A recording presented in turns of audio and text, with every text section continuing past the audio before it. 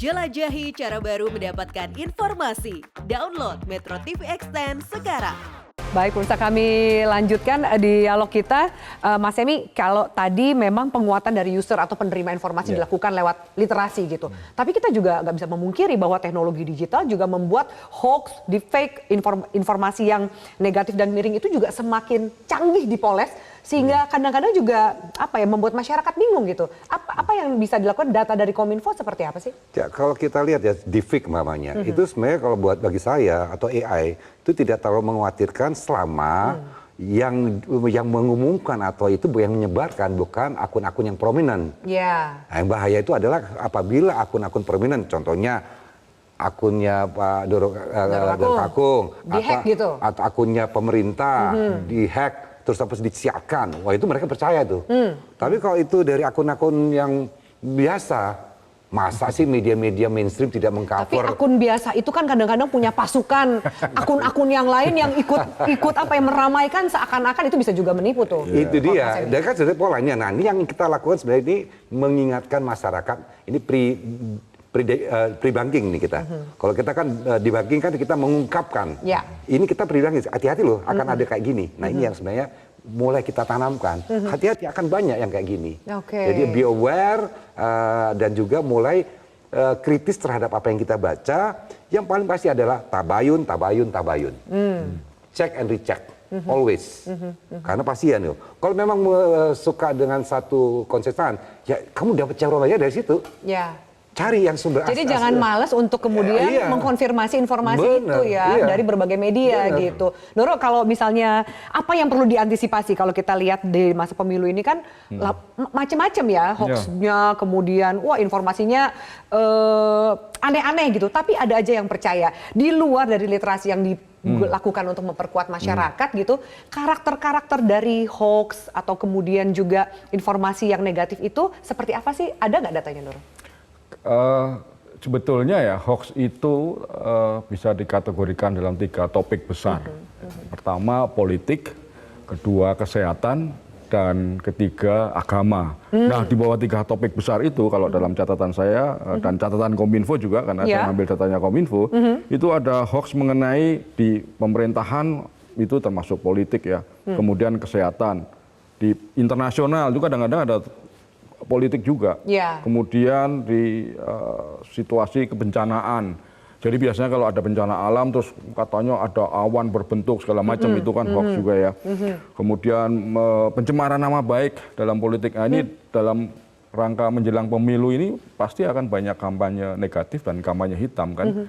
Nah, itu pencemaran nama baik, fitnah segala macam itu banyak. Kemudian di bawahnya lagi ada pendidikan, perdagangan ya, termasuk online commerce ya, itu banyak tuh, makanya ada pinjol, ada judi online di situlah semua, ada scam, kemudian soal mitos dan seterusnya. Jadi menurut catatan terakhir yang saya dapat itu sepanjang Agustus 2018 sampai 31 Maret 2023 totalnya itu ada 11.357 macam-macam ya jenis hoax. Mungkin sudah tambah 10 hari ini karena sebetulnya tiap hari nambah gitu. Tiap hari nambah. Saya setiap hari di Cyberkreasi itu mendapatkan laporan dari teman-teman di ICE juga hoax-hoax yang beredar kemarin. Jadi pagi ini saya dapat kemarin itu kurang lebih 5 sampai 10 hoax.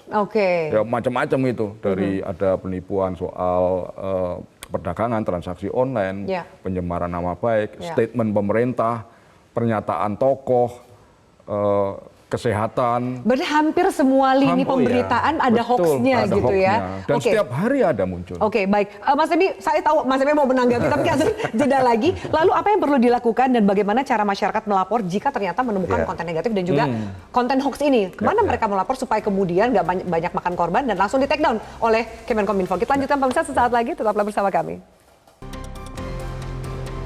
Ya, baik pemirsa, terima kasih Anda masih bersama kami. Mas Emi tadi mau ditambahkan data yang mungkin disampaikan oleh Doro Kakung. Ya, tadi kan dari situ dibiarkan bahwa jumlahnya 3.000 ya. 3.000 itu digabungkan dengan hoax-hoax pemerintah ya, pemerintah. Nah, itu dari jenisnya. Tapi kalau kita lihat tren khusus hoax pemilu ini, kita lihat dari 2018 ya. 1862, 2019 hampir 1000.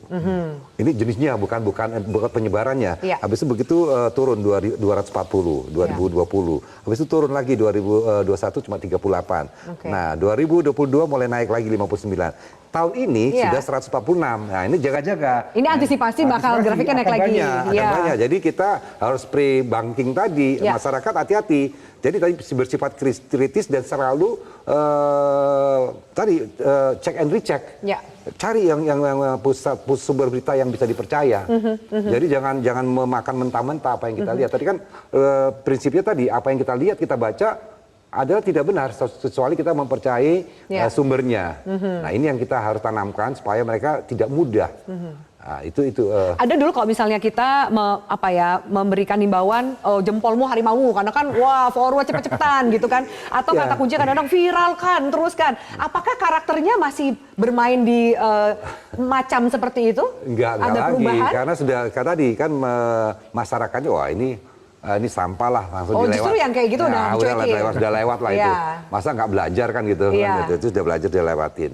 Itu sudah beda lagi. Nanti mereka tuh mainnya sebenarnya ada beritanya terus mereka manipulasi. Mereka edit. Atau berita-berita lama mereka captionnya mereka rubah. Nah, ini yang bahaya. Jadi tadi cari sumber yang bisa dipercaya. Jangan kita main baca atau menerima informasi dan menelannya mentah-mentah. Jadi di era demokrasi yang kita sudah pilih ini, setiap orang punya kebebasan untuk berekspresi. Tapi kita jangan lupa, kita pun sebagai masyarakat punya hak untuk tidak membacanya, tidak memforwardnya. Nah, ini kan juga harus digunakan. Jangan kepancing nih gitu ya. Mereka boleh ngomong, tapi kalau saya nggak baca kan nggak ada pengikutnya. Nah, ini juga harus digunakan. Daripada kita memeranginya ini, kenapa kita nggak gunakan hak itu? Kok kamu ngomong apa, tapi saya nggak akan dengerin mau apa. Nah, kita bisa untuk menolak, menerima informasi itu gitu ya. Oke, Ndoro, gimana nih Ndoro kalau misalnya ternyata ada juga, kalau ngomongin media sosial mungkin banyak, tapi sekarang juga sudah mulai masuk ke ranah yang lebih privat, masuk ke nomor WhatsApp atau mungkin aplikasi-aplikasi lainnya gitu. Seperti apa datanya dan juga adakah cara untuk mencegah supaya nggak jadi korban hoax itu? Ya, yang pertama cara mencegah sebetulnya kalau saya panduannya adalah jangan pernah percaya apapun yang ada di internet, termasuk di aplikasi WA, WhatsApp gitu ya, sebelum terbukti sebaliknya. Jadi jangan pernah percaya apapun, itu prinsip dulu itu. Ya, anggap semua yang ada di internet dan media sosial belum tentu benar sampai terbukti sebaliknya. Jadi dengan pedoman itu, setiap kali menerima apapun, informasi, tautan, gambar, video, jangan percaya dulu, ya, karena memang faktanya menunjukkan bahwa peredaran yang namanya konten-konten negatif itu ada di platform yang besar, ya seperti Facebook ya, maklum karena penggunanya sangat besar di Indonesia. Jadi Facebook adalah salah satu sumber konten negatif yang pertama. Lalu ada YouTube. YouTube kan juga penggunanya besar sekali.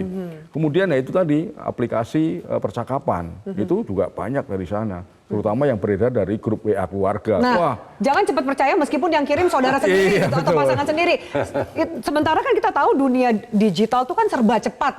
Kadang-kadang orang kepancing juga. Gimana tuh menahan dirinya tuh? Supaya kemudian nggak buru-buru forward. Itu tadi, pedomannya adalah jangan ya anggap semua yang ada di internet termasuk di WA keluarga itu belum tentu benar sampai terbukti sebaliknya. Ini jangan resikonya berantem di WhatsApp keluarga nih. Itu yang harus kita jaga. Jadi ini kan namanya juga pesta demokrasi, itu adalah kita kemeriahan, ya kan, kita merayakan hak pilih kita gunakan secara cerdas, ya, beropininya secara cerdas, karena pemilihnya juga cerdas. Jadi kalau ada orang membuang-buang sampah itu sudah percuma, dia pemilih, justru mereka orang ini sudah tukang tukang, karena hoax itu kalau kita termakan hoax berarti kan kita sedang dibodohin sama orang yang membuat hoax. Kan orang nggak mau dibodohin, karena dia dianggap kita bodoh, kita termakan. Makanya kita harus jadi, apalagi pemilih-pemilih yang baru ataupun juga pemilih-pemilih yang sudah lama senior ya, ini karena ya eranya baru, ini era baru, kita harus memahami cara kerja ruang digital tadi yang tadi disampaikan Pak Berkakung, dan saya juga sampaikan. Nah, yang kita perlu jaga tadi keharmonisan. Jadi makanya tema kita dan di Kominfo ini bagaimana menjaga pemilu damai, dengan meningkatkan kualitas demokrasi kita.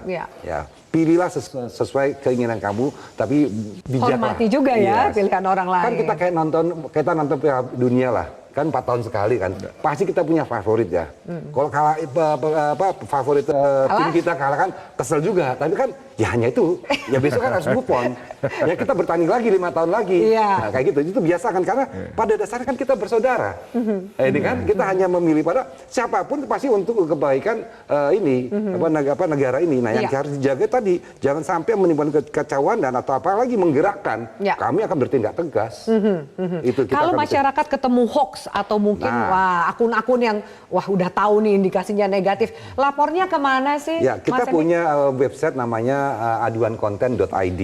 Itu bisa di-upload saja, di-capture kontennya, dapat dari mana segala macam itu dikirimkan. Nanti itu dikasih yang namanya tiket itu bisa dicek sudah sejauh mana pelaporan itu ditindaklanjuti gitu ya. Dari Nurul terakhir. Sebetulnya juga platform-platform media sosial itu menyediakan sistem flagging atau pelaporan. Jadi pengguna itu kalau melihat ada konten negatif bisa dilaporkan ke platformnya gitu ya. Supaya nanti si platform tersebutlah yang akan mencabut, mendelete, menghapus dan bahkan memblokir sebuah akun yang memang terindikasi kuat dan terbukti dia sering melakukan penyebaran konten-konten itu kan biasanya negatif. Suka ayo laporin rame-rame gitu ya. Ya betul. Nanti bisa di take down, tutup akunnya. Jadi nggak perlu pemerintah lah yang cawe-cawe ya. Justru partisipasi aktif dari masyarakat gitu ya. Bisa juga. Jadi ada dua, kalau tadi bisa melaporkan ini atau laporkan semua platformnya. Oke, baik. Mas Emi, Doro, terima kasih banyak untuk diskusi kita. Semoga bermanfaat bagi pemirsa dan itu dia tadi ujungnya kita jaga supaya pemilu ini berkualitas dan juga menjadi pemilu yang damai bagi semuanya. Terima kasih banyak. Dan pemirsa terima kasih banyak atas atensi Anda. Pemirsa kami akan jumpa di PTN atau Prime Time News berikutnya. Selamat malam, sampai jumpa. Baik. Cara mudah mendapatkan informasi dengan satu sentuhan jari. Download Metro TV Extend.